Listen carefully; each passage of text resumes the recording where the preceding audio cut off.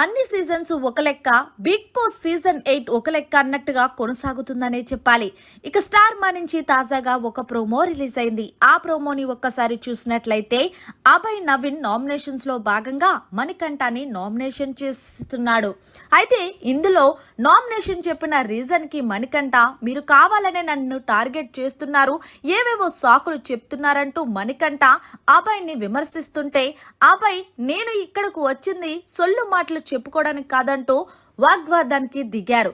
ఇక తర్వాత సోనియా ఆకులా కూడా మణికంఠని టార్గెట్ చేయడంతో మణికంఠ చాలా ఎమోషనల్ అయ్యి ఆల్మోస్ట్ నా లైఫ్ అయిపోయింది, ఇక ఏమీ లేదు, చిన్నప్పుడే మా నాన్నని కోల్పోయాను, ఆ తర్వాత మా అమ్మ చనిపోయింది, కనీసం మా అమ్మ శవాన్ని కాల్చేటప్పుడు కూడా నా దగ్గర డబ్బులు లేకపోతే ఆ కట్టెల కోసం ఒక్కొక్కరిని డబ్బులు అడుక్కొని వచ్చి అలా దహనం చేశాను అంటూ ఫుల్ ఎమోషనల్ అవుతూ, అలాగే నేను నా పాప నా దగ్గర నుంచి దూరం అయినప్పుడు చచ్చిపోదామని వెళ్ళాను, కానీ ఇదిగో ఏదో అదృష్టంలాగా బిగ్ బాస్ అవకాశం వచ్చింది అంటూ చాలా ఎమోషనల్ అయ్యాడు. నిజంగా మణికంఠ ఎమోషనల్ అవుతుంటే టీవీ చూసిన ప్రతి ఒక్కరు ఖచ్చితంగా ఏడుస్తారనే చెప్పాలి. ఇందులో భాగంగా మణికంఠ తన బాధను ఆవేదనను వ్యక్తపరుస్తుంటే అంతలో యష్మి నువ్వు ఎమోషనల్ డ్యామేజ్ చేయొద్దు, నువ్వు కావాలనే తప్పుడుగా బయటికి వెళ్లేలా ప్రొటెక్ట్ చేస్తున్నావంటూ మణికంఠపై విమర్శించింది.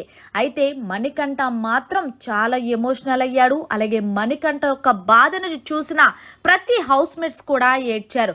నిజంగా రేపు మణికంఠకి మంచి ఎపిసోడ్ పడుతుందనే చెప్పాలి. ఏంటో ఈ బిగ్ బాస్ ఏంటో అలాగే వీళ్ళ బాధలేంటో అర్థం కావట్లేదని కామెంట్స్ చేస్తున్నారు. మరి మీరేమంటారు? మణికంఠ ఇలాగే ఆడితే ఈ సీజన్ విన్నర్ అవుతారనుకుంటున్నారా లేదా అనేది కామెంట్ చేయండి.